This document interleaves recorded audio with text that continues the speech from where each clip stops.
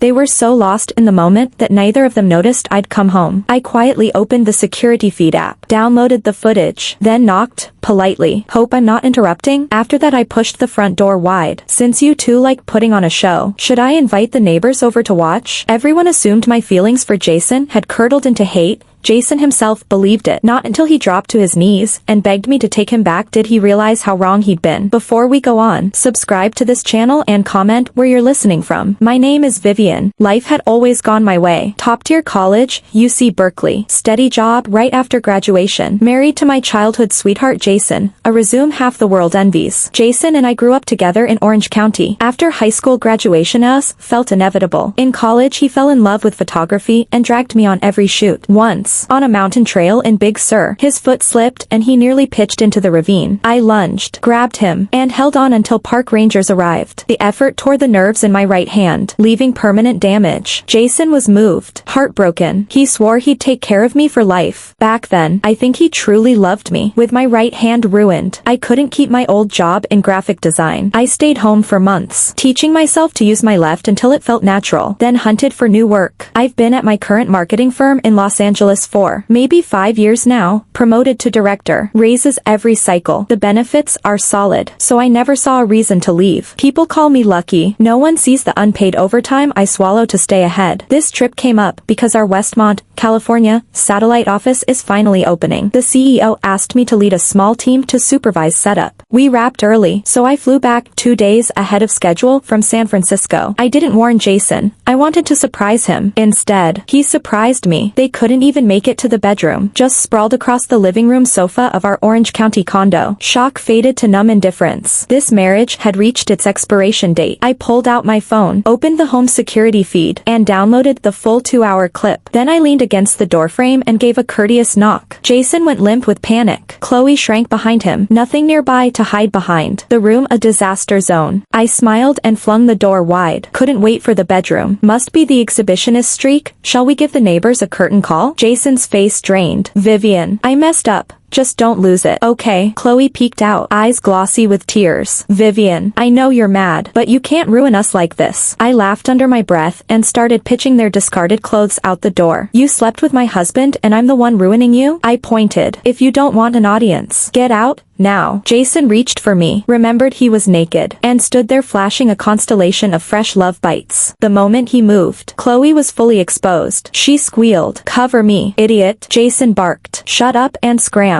He strolled into the bedroom to dress, leaving her stark naked. Chloe shot me a death glare, snatched a cushion to cover her front, and hopped outside barefoot to collect her clothes. I watched the circus, oddly calm, almost amused. A neighbor's voice rang out. "Good Lord, naked in daylight? Kids these days." Chloe yelped, bolted back inside, and clawed at me like a cornered cat. "Back off." Jason shoved her. She hit the floor hard, her clothes scattered, angry red scratches glaring against her pale thighs. She stayed down, hair wild, eyes hollow, dignity in tatters, a whimper built into a full-throated wail. "Jason, if you didn't want this, you should have said no. You told me you loved me. Now it's all my fault?" Jason ignored her tantrum and turned to me, face crumpled with regret. I stood stone still, thinking, well, the mood calls for tears. Should I produce some? I've never been demonstrative. Even when family sobbed in front of me, my emotions barely ripple. Teachers loved me, model student, obedient, punctual, study, homework, sleep, repeat. No teenage rebellion, no wild stories. My only worry was finishing assignments fast enough to daydream. After senior year, Jason confessed he'd liked me since 10th grade and waited 3 years to say it. I reasoned we already knew everything about each other. From elementary to high school in Orange County, we shared every class. He held library seats for me and memorized my random snack cravings. Sooner or later you marry. Better the devil you know. My parents approved. Steady boy. Good family. Once we were official, Jason turned into the perfect boyfriend. Breakfast deliveries from our favorite OC diner. Bedside vigils when I was sick. Anniversary surprises without fail. I grew accustomed to being cherished. He kept saying he couldn't feel my love in return. I didn't yet know what love was supposed to feel like, or how to prove it. Then the Big Sur accident happened. Instinct made me grab him, and I paid with a crippled hand. After that he never again complained I didn't love him. Saving his life must be proof. Right. Marriage was smooth, affectionate. I learned to slot him into the husband-shaped space in my life. Outside Babysitters called us flawless. Until that afternoon, divorce had never crossed my mind. Jason shoved a half-dressed Chloe out the door. The foyer reeked of her perfume, wrestling his familiar cedar cologne, nauseating. A crimson hickey blared from his neck. My injured right hand curled involuntarily, the old nerve pain flaring. Weather-sensitive and faithful. I don't regret the rescue itself. Anyone in danger would have earned my reach. I regret pulling him. This particular parasite to safety. Bile surged. I forced it down. Jason, we're getting a divorce. He slid off the couch and knelt, deflated. No. Tears dripped off his chin. No divorce. Baby. I was stupid. Chloe threw herself at me. I love you, only you. He clutched my ruined hand, pressing it to his wet cheek. Each hot tear felt like a slug trying to crawl into my pores. Disgust vibrated through me. I almost flung him off. Jason, I don't love you. I didn't say I'd stopped loving him. I said I don't. We're divorcing. No, please. Hit me. Scream. Whatever it takes. When I stayed silent, desperation twisted his face. He seized my hand and tried to slap himself with it. Hit me, please. I yanked free as if from boiling oil. Why? He roared, eyes bloodshot. If you don't love me, why did you risk your life for mine? And what did that purchase? Your loyalty. His frenzy froze. He released my hand and collapsed. A marionette with its strings cut. Soundless. I drew a steady breath. You have 3 days. Refuse the settlement and we meet in court. Oh. I let a cold smile surface. The security feed captured every colorful minute in the foyer, plenty for a judge to name you at fault. I turned toward the bedroom to pack. This place is contaminated now. Jason came to, scrambled after me, and grabbed at my arm. Sweetheart, don't leave. Kick me out instead. This is still your home. I shook him off. The house is tainted. I stuffed a few everyday outfits into a bag. Bag in hand, I walked out. Does Jason love me? If he does, how could he screw Chloe in our living room? And if betrayal felt so good, why is he writhing now as if losing the sun? I can't parse it. The only answer I reach, he's not mourning me. He's mourning the version of Vivian who once prized him above herself. Now gone. When I reached my parents' house in Orange County suburbs, the living room light was still on. Eleanor stepped out in her robe, saw me standing there alone with a handful of clothes, and froze. Why are you back alone? Where's Jason? Right now I ought to look a little more tragic, wail until my lungs split, so people would see me as the wife a husband betrayed. I gave it a shot. My eye sockets ached with dryness, but not one tear would squeeze out. Mom, Jason cheated. I'm filing for divorce, so I'm home. All color drained from Mom's face. She opened her mouth, closed it, and simply stared at me with a complicated look. After a long pause, she finally spoke, voice trembling, changing the subject with stiff care. Have you eaten? I shook my head. I'm not hungry. I just got back from a trip. I'm tired. I want to lie down. I hadn't cried, hadn't even choked up. Yet Mom seemed convinced I was already broken beyond words. Her gaze overflowed with worry and fear as she steadied me, afraid I might shatter the very next second. For the first time in my life, she treated me like porcelain that would crack at a touch. Later, I heard her whisper to Dad, "That child, she's so devastated she can't even cry." I said nothing. While I was consulting divorce lawyers in Los Angeles, Jason didn't slack off. Calls, texts, like flies buzzing. Same script every time. I love you. Only you. I messed up, baby. It was one stupid moment. At the end, he even said once we're divorced, he'll chase me all over again. We'll start fresh. I stared at that line, almost laughed out loud. Did he think life had save files? I dragged every contact of his into the block list without hesitation. After that, he simply changed stages for his affection act. Every single day he stationed himself beneath my Los Angeles loft. From sunrise to moonset, a modern statue of a husband waiting for his wife. I found it exhausting. Just when my patience with his harassment was running on fumes, Chloe reached out asking to meet. We picked the cafe we used to frequent, old times, in downtown LA. French windows framed the familiar street. Only now it felt desolate. Proof that things change. I ordered a hot latte. Faint bitterness drifted in the air. Chloe ordered nothing. She sat opposite, hands folded in her lap, staring straight at me. Reproach and thinly veiled glee flickered in her eyes. She probably expected me hollow-cheeked, red-eyed, a cast-off woman weeping at the world's feet. After all, in her mind I loved Jason so desperately I could give up everything for him. How could she know I never loved him at all? Like Jason, she had never really seen me. Vivian. Her rims reddened. Fingertips dabbed the corners as if tears were cued. Let me have Jason, okay? I really love him. So much. Vivian. We're best friends. We shouldn't let a man tear us apart. I lifted the cup, sipped slowly. Warm liquid slid down my throat. A brief comfort. Oh, I dragged the syllable, feigning enlightenment, eyes pinning her. Chloe, you still remember we're best friends? Remember senior year? Before finals. Those dropouts cornered you behind the school. Who dragged you out? You hugged me, snot and tears all over my shirt, shaking like a leaf, said you didn't want to live. By the time I finished, her eyes were fully red, real tears brimming. She reached for my hand the way she used to, seeking comfort and strength. I angled my cup slightly, quietly avoiding her fingers. Her hand froze midair, fingertips curling. That tiny dodge was the needle that burst her fragile, pitiful balloon. She cracked. Why? Her voice shot up, eyes suddenly sharp, the fragile white flower gone. Vivian, why is everything so easy for you? You breezed into a top college. You have a perfect family, mom and dad treat you like a princess. Even your husband, Jason, great pedigree, handsome, devoted. And me, a shattered family, a drunk gambler dad, a mom who pretends I don't exist after remarrying. My life, utter mess. Every time you comforted me it felt like bragging. Those casual words sounded like mockery of how pathetic I am. Why are you always the high and mighty giver while I'm the beggar groveling for crumbs? Her chest heaved. Resentment, jealousy and venom spilling, a viper finally flaring its tongue. So I seduced Jason. I took the thing you treasured most. This time, Vivian, I finally won. A warped smile stretched her face. She probably thought she'd beaten me. Finally scored a round. That distorted grin calmed into smug superiority. She pulled a folded sheet from her purse and spread it in front of me. Vivian, I forgot to mention, I'm pregnant. An obstetric report from Cedars-Sinai Medical Center. I didn't bother reading. When did it start? Chloe lifted her chin, eyes sparkling. About 6 months ago. Back when you still believed you owned the happiest marriage on earth. Earlier than I'd guessed. I remembered juggling a key campaign, working past midnight back then. Jason's odd behavior suddenly made sense. Chloe, you're mistaken. I never pick up someone else's trash. Her smile froze. You schemed all this time? For a man I don't even want? You think you've won? I shook my head, tone tinged with pity. Chloe, only now am I certain. You never understood me, and you were never worth my wholehearted devotion. My phone had been recording since we sat down. I figured she'd bring up Jason. The bonus was extra leverage. Outside old times, the sky had dimmed. Back at my building, a ragged familiar silhouette bolted up and blocked my way. Jason, days had turned him into someone else. Greasy hair clung to his forehead. Stubble peppered his jaw. Eyes sunken. His wrinkled shirt carried stale booze and smoke. Seeing me, his eyes lit, then dimmed to timid pleading. Vivian. I stopped, expressionless. I met Chloe today. He flinched, gaze darting away. She's pregnant. Jason's face blanched, lips quivering. Wordless. Tomorrow, 9 a.m. Los Angeles City Clerk's office, a divorce. I paused, taking in his broken look. Don't show and you'll be served. His eyes widened in disbelief. A choked sob escaped. His tall frame swayed. Fat tears fell without warning, splattering the pavement. Vivian, he wept, voice hoarse, lifting a tear-streaked face. Are we truly over? Yes. He opened his mouth, found nothing. Then he dropped into a squat, hands clutching his head, and wailed like a lost child outside the building. I drew a deep breath, crushed the faint ripple inside, and walked away without looking back. Everyone thinks I loved Jason. I didn't. Everyone thinks my life was charmed. It wasn't. There's something broken inside me, and I have no intention of fixing it. My parents only began to love me after high school, when they sensed something was off. That love was cautious, tentative, compensatory, and far too late. The year I was 14, some long-absent relatives visited. At the table someone asked my age and grade. Dad said 15, 8th grade. Mom instantly retorted, nonsense, 14, 7th grade. They argued in front of everyone. One claimed I was born in 1998. One said 1999. Finally they agreed. 13, 7th grade. The truth was I was 14, halfway through 8th grade. I could only smile awkwardly, a decorative face with no say over my own age or grade. In that moment I knew, in their hearts I probably weighed nothing. I also have Daniel. Mom and Dad always applied 2 yardsticks. Daniel's birthdays meant new toys, sumptuous dishes, sometimes even a little cake. Mine fell near Christmas. You'll get everything at the holidays. Kids shouldn't fuss, end of discussion. They never missed a parent-teacher conference for Daniel, no matter how busy. Mine saw permanent empty seats. Teachers once assumed I was from a single-parent home, yet Daniel was good to me. He slipped me his allowance, bought snacks he knew I liked. When Mom and Dad scolded me he clumsily consoled me, Vivian, don't cry. Daniel will protect you. Besides Jason, he was the only warmth I knew. But Daniel was several years older, with his own studies, later college in New York. He couldn't couldn't watch over me every minute. Some injuries were out of his reach when high school started. Because the campus was far, I was boarded at Uncle's house in Riverside and worked out of town most of the year, so most days it was just Uncle and me in the house. It was a Saturday afternoon and I was doing homework in my room. Uncle pushed the door open and locked it behind him. I panicked instantly and asked what he wanted. He came toward me, step by step, wearing an oily, sickening grin I couldn't read. "Vivian, homework alone is no fun. Let Uncle keep you company." I shook so violently my pen dropped to the floor. He seized my wrist with terrifying strength. His breath, stale tobacco and sour sweat,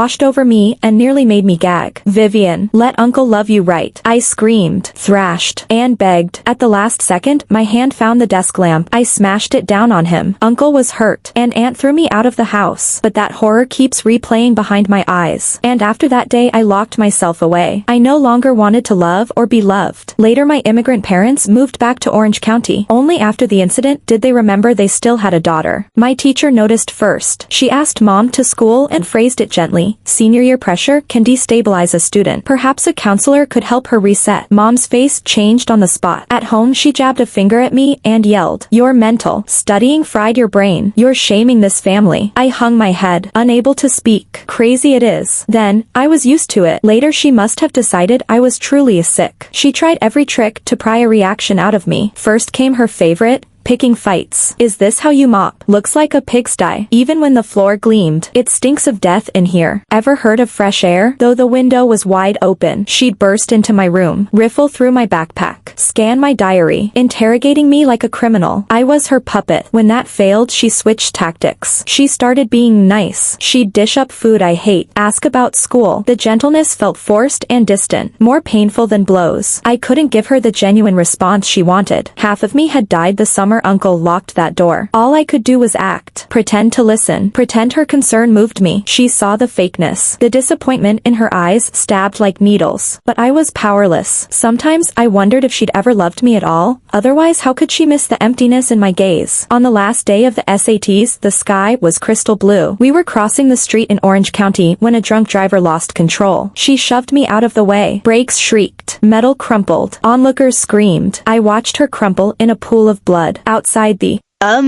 at UC Irvine Medical Center, relatives surrounded me. "Your mom saved you. Your life belongs to her now. You owe her. Understand? You owe her." The words became a curse tightening around my neck. During the weeks I kept vigil, my head was chaos. I remembered stories about my birth. While she was pregnant, everyone swore I'd be a boy. Grandma was thrilled. Had tiny boy clothes ready. Told Mom not to worry. Then I came out a girl. Grandma whisked every outfit away. Left nothing. Mom, weak from labor, forced herself up and sewed me tiny dresses stitch by stitch. Looking at her post-op, so pale she might vanish, I finally knew she loved me. Ridiculous, isn't it? She would take a car for me, die for me. Yet she refused to believe the terrified girl who fought alone in Uncle's locked room. She believed only what she chose to see. When she woke, she clutched my hand, checking me for injuries. To put her at ease, to silence the chorus of a "you owe her," I began playing normal. I smiled, chatted first, asked how she felt. Her smiles multiplied. The ward felt lighter. Everyone said I'd matured, grown sensible. Only I knew I'd buried myself deeper. After college, Daniel stayed on the East Coast for work. He built his own life, his own circle. He calls now and then to check in. Distance and unspoken history stretch between us. He's still the big brother who once slipped me allowance money, but he can't shield me anymore. Sophomore winter sliced especially cold. Daniel phoned saying he craved Mom's smoked sausage. Mom hurried to the market, bought the best pork, spent days curing, air drying, carefully packed and mailed it. She came back humming, spirits high. I casually said, "Mom, I'd love some too." She blinked, as if just noticing me. "Oh, your brother needed it fast. You're at school. Cafeteria has everything. You're fine." She never knew that winter I craved a bite of home so badly it hurt. She never knew I lived on cheap buns and pickles to save money. Her love for Daniel is active, meticulous. For me, it's always an afterthought, an oversight. Just like parent-teacher nights, Daniel's seat always filled, mine always empty. Some things never change. As for Dad, in my hazy memories, he's mostly silence. Jason and I agreed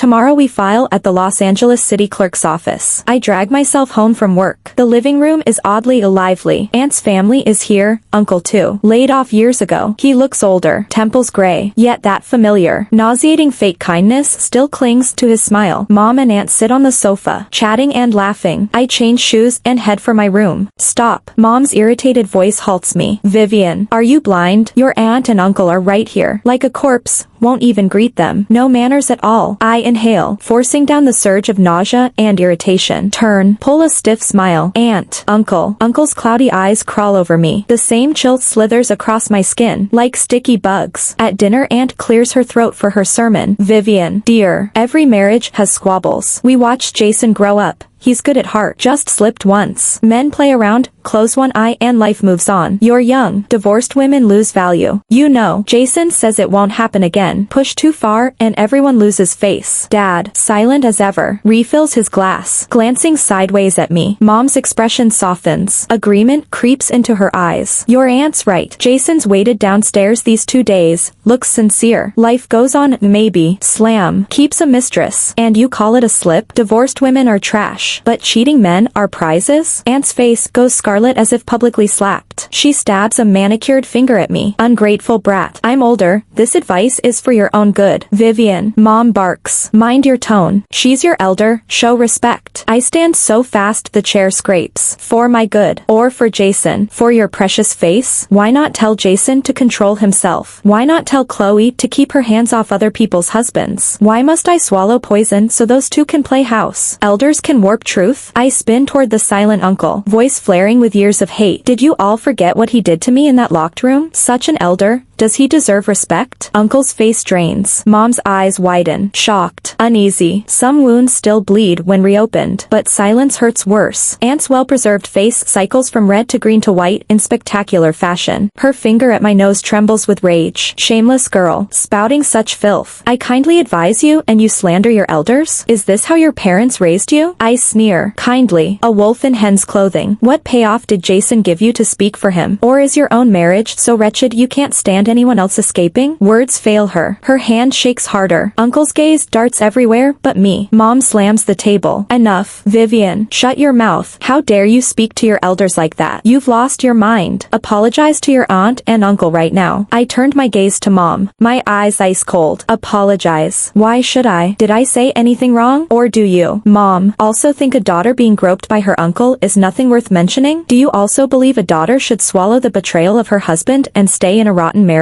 for the sake of face? Vivian, Dad's low voice finally cut in, edged with warning, but I no longer cared. The grievance and rage I'd swallowed for years erupted like a volcano. When have you ever truly cared about me? Daniel's birthdays were extravagant. Mine got a casual wish. You'd clear your schedules for Daniel's parent-teacher conferences, but you never showed up for mine. When he did what he did, your first reaction wasn't to protect me. It was to hush me up so the family wouldn't be shamed. Now that my marriage is dead, you don't support me. You gang up with outsiders to force me back in line. Who gave you the right to treat me like this? The living room fell tomb silent. Aunt's mouth opened, but no words came. She dragged dazed uncle out the door like a pair of fleeing ghosts. Mom collapsed onto the sofa, deflated, staring at me with eyes full of conflict. Vivian, what am I supposed to say to you? Harmony in the family brings prosperity. Why can't you understand that? Your aunt only wants the best for you. She's afraid you'll suffer later. I tugged one corner of my mouth into a sneer. For my own good. Mom, do you even believe that? If she really wanted the best for me, she'd tell Jason to stop his freefall, not tell me to bend and endure. If you'd ever wanted the best for me, you wouldn't have let Uncle's crime slip by with a shrug. Mom opened her mouth to argue, then let out a long, defeated sigh. Deep down, Jason isn't a bad kid. She tried one last time. I cut her off. Mom, enough. Jason and I are finished. Divorce had never looked clearer, never felt more inevitable. The next morning, outside the Los Angeles City Clerk's office, 9 o'clock came and went. Half an hour later Jason still hadn't shown. Just as I turned to leave, he appeared. He looked wrecked. Purple crescents under his eyes, stubble, his suit a crumpled mess, all former swagger gone. I couldn't be bothered with his performance. Since you're here, let's go in, I said coldly, striding toward the entrance. Vivian, he seized my wrist, voice hoarse, pleading, are we really doing this? I shook him off and walked inside. The paperwork was simpler than I'd expected, only a 30-day wait. Outside, facing the streaming traffic on Sunset Boulevard, I thought, I will never marry again. Before the ridiculous cooling-off month ended, word came that Jason and Chloe were now official. Chloe's pregnancy had finally reached his parents' ears. The Wilsons had craved a grandchild for years. The baby in Chloe's belly became her ace. Caught between his parents' eager hopes and Chloe's maternal ultimatum, Jason capitulated. I didn't care. I poured everything into work. The company had landed a new angel investor. Cash was flowing. Expansion on the table. At the kickoff meeting, the boss hammered home that the new project was make or break, zero tolerance for slippage. Dividing assets with Jason went unexpectedly smoothly. I kept the lion's share, our joint savings, and the investment loft in downtown LA. He kept the condo we'd lived in. 1 month later, I went to collect the slip of paper that proclaimed me free. Chloe showed up too, hand planted theatrically on her still flat belly, smile gloating, eyes sparking with triumph. I didn't waste a glance on her. The final decree was printed in minutes. I took it and turned to leave. Vivian. Jason blurted my name, eyes cautious, hopeful, sheepish. He asked, can we stay friends? Will you add me back on WhatsApp? A decent ex is a dead ex. Beyond a twinge of nostalgia, I felt nothing. I never set out to broadcast their sordid tale. Yet the world is small. Chloe, eager to showcase our sisterly bond, had paraded me and my husband Jason in front of coworkers. So when she finally landed at him, whispers of how she'd backstabbed her way to the altar ricocheted through her circle. No one likes to look foolish, tainted as the office homewrecker. Chloe was forced to resign, pregnant and notorious. She had zero chance of landing another decent job. She ended up languishing at home under Jason's mother's care. Mrs. Wilson is a traditional, straight-talking Midwesterner, kind at heart but blunt and coarse, capable of jaw-dropping faux pas. Chloe, self-styled delicate poet, couldn't endure such shirthy in-laws. Their house became a battlefield. Minor spats every 3 days. Full-scale wars twice a week. First, Chloe scolded her mother-in-law over hygiene and backward views. Then she turned on Jason for failing to give her the good life. Sandwiched between mother and soulmate, Jason stayed out later and later, preferring bar stools to the chaos at home. Me, I hurled every ounce of energy into my new life. The project sailed ahead. The campaigns I crafted, with their razor-sharp copy and pinpoint media buys, drew industry applause. Numbers rocketed. And at the quarterly meeting, the boss singled me out for praise. Promotion and a fat raise followed. To steer the new phase, HQ parachuted in a VP, Ethan, wunderkind prodigy poached from a Silicon Valley tech giant. First day, he summoned all department heads. In the conference room, his eyes swept the table like searchlights. When my turn to report came, he suddenly interrupted. Manager Reed, is your right wrist bothering you? I blinked. The old injury did ache after marathon typing, though I tried not to show it. The boss jumped in. Shaw, Vivian injured that wrist years ago. Occasionally acts up under heavy load. Ethan's gaze lingered, curious, then cooled. Rough going, hang in there, he said, motioning for me to continue. After that he seemed to sponsor me. Key files couriered to my office instead of vice versa. Ergonomic braces waiting at long screen sessions. Once silently unscrewing a stubborn water bottle for me. The special treatment prickled. I didn't want to be branded fragile. I began keeping my distance. Terse emails. Clipped meetings. Zero corridor banter. Phase 1 wrapped in triumph. The company threw a launch gala at a Beverly Hills 5-star hotel. Mid-handshake with partners. I spotted Jason weaving toward me. Glass sloshing. Vivian. He latched onto my wrist with iron fingers.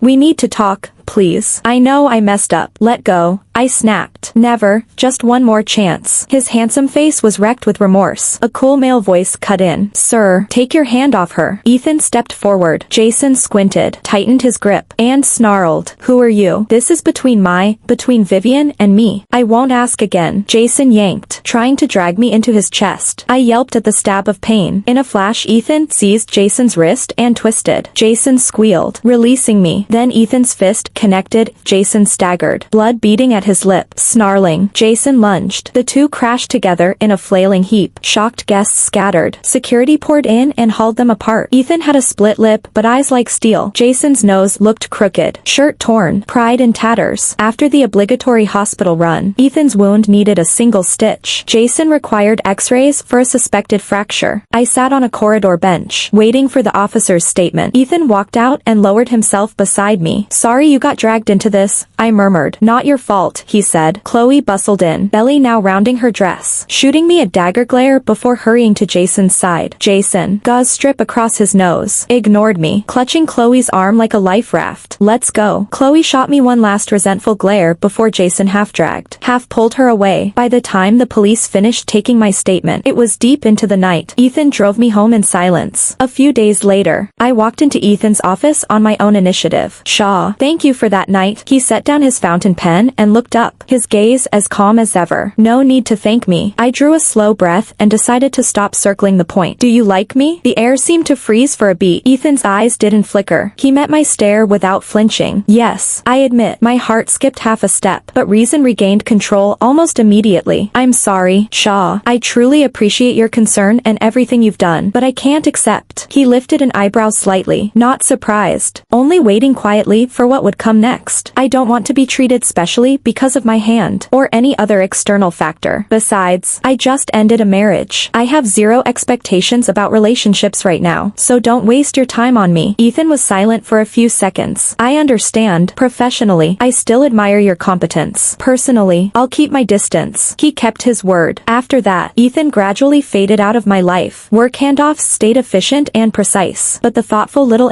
extras disappeared. No more wrist rests waiting in the conference room. Important documents now had to be collected from his office by me. The way he looked at me reverted to its original appraising calm. The new project wrapped up smoothly, and I received a hefty bonus. Around the same time, a college acquaintance who was about to quit her job asked if I wanted to partner on a boba shop. I poured in the bonus and most of my savings. She handled product development and daily operations. I took care of staffing and branding. We chose a spot near UCLA, and business kept getting better. Word of mouth grew steadily, watching the daily revenue climb in the back end. I felt, for the first time, that hard work really does pay. If things went well, I'd open the first downtown LA branch next year. Money really is the sweet smell of success. Chloe lost the baby. My reality-bending aunt personally delivered the news. After Jason and I divorced, she actually shoved her daughter, Lily, who looks somewhat like me, into Jason's bed. Aunt's abacus clattered loud enough to shake the house. Jason had money. The first wife was gone, so maybe this budget version could hit the jackpot. Jason put on a show of refusal at first. Later, he simply let the current carry him and accepted Lily's willing body. Chloe discovered the affair when she was 8 months along, her belly huge. They say Lily was wearing Chloe's style, even mimicking little gestures. Chloe snapped, lunging at Lily like a mad woman. But how agile can a woman that pregnant be? In the scramble, Lily shoved her hard. Chloe fell. The baby was delivered by emergency C-section at Cedars-Sinai. Already without a breath, a tiny life left the world before it even opened its eyes. Both Chloe's and Jason's families went ballistic, swearing they'd sue Lily for assault. They wanted her locked up until her hair turned gray. The story exploded across LA. I was in the boba shop checking the new quarter promo plan when Mom called, voice shrill with panic. "Vivian, come home now. Your aunt is here," wailing at the top of her lungs. I rushed back and pushed open the door to find Aunt sprawled on the sofa, face glazed with tears and snot. The moment she saw me, she dove like I was a life raft. "Vivian, you have to save Lily." Startled, I sidestepped her grab. "Aunt, stop crying first. What happened?" The more I listened, the darker my face became. The vicious homewrecker everyone in the office cursed turned out to be my cousin Lily. Chloe's camp had issued an ultimatum: 500 grand in hush money or a court date that ends with Lily in an orange jumpsuit. Aunt had begged every relative and still couldn't scrape together that astronomical sum, so she zeroed in on me. What floored me was her righteous audacity. "Vivian, this is all your fault. I thought my ears had malfunctioned. If you hadn't insisted on divorcing Jason, why would he ever notice Lily?" Lily just had a moment of confusion. "Bottom line, you vacated the spot, so you owe us this $500,000. Pay up." Her warped robbery logic almost made me laugh out loud. I'd seen Shameless, but not Shameless rewritten in reverse. Mom shook with rage and started yelling, "Have you no face? Your daughter disgraced herself and killed a child, and you dare demand money from Vivian? We don't have it, and even if we did, we wouldn't give a cent to the likes of you." Aunt collapsed to the floor, rolling and shrieking that we had no conscience. I called the police straight off. 2 officers arrived quickly. After hearing the tale, they glanced at our family with an indescribable mix of "your circus, your monkeys, pity." That $500,000 was finally pieced together by Lily's quiet younger brother, Leo, who begged every contact he had and took out predatory online loans at compound interest. interest, then handed the sum to Chloe's family. Later, Leo sought me out once, in front of the boba shop. Not yet 30, eyes sunken, stubble thick, the spine that used to be straight now bent under disaster. He looked at me, voice hoarse, exhaustion and guilt spilling out. Sis, sorry for the trouble we caused. I stared at his bloodshot eyes and felt my chest tighten. This isn't on you, Leo. He gave a bitter smile, said nothing more, and walked away, silhouette crumbling. At that moment I thought, in this whole cesspool of a family, only Leo has a spine. Pity he's stuck with that mother and sister. The accident wrecked Chloe's body. Doctors said her uterus was severely damaged. She'll likely never carry another child. A woman lost her baby and, with it, almost any chance of motherhood. The price was savage. Jason, not long after Chloe's discharge, took her to the Los Angeles city clerk's office for a low-key wedding. Just a family meal. No fanfare. After all, a child had just died. Nothing to celebrate. The scandal torched Jason's reputation. The deputy manager slot at his old company evaporated. Soon, though, word was he'd landed a new post at another sizable firm in LA. Pay and perks. Rumor had it, even better than before. That's reality for you, as long as you're still marketable. A little sex scandal or moral stain gets washed away by the tide of profit. Gossip can't beat cold hard cash. To pay the bills, Uncle went to haul bricks on a construction site in downtown LA. Within days he tumbled from the 3rd floor. 2 leg bones snapped. Death nearly checked him in. After a night in emergency surgery he kept half a life. Leo funneled every cent of the compensation into loan sharks and hospital fees, erasing most of the debt but hollowing the family coffers and leaving Uncle half a cripple. I was doing inventory at the shop when I heard. I almost burst out laughing. Hard to be a good person these days, but karma delivers express. That night I ordered a grill feast for myself and cracked a beer. For the first time, schadenfreude tasted better than brown sugar boba. Next evening Aunt came again, looking 10 years older, wind-whipped and haggard. She started out meek, Vivian, our family's wrecked. Could you lend us a little more? Later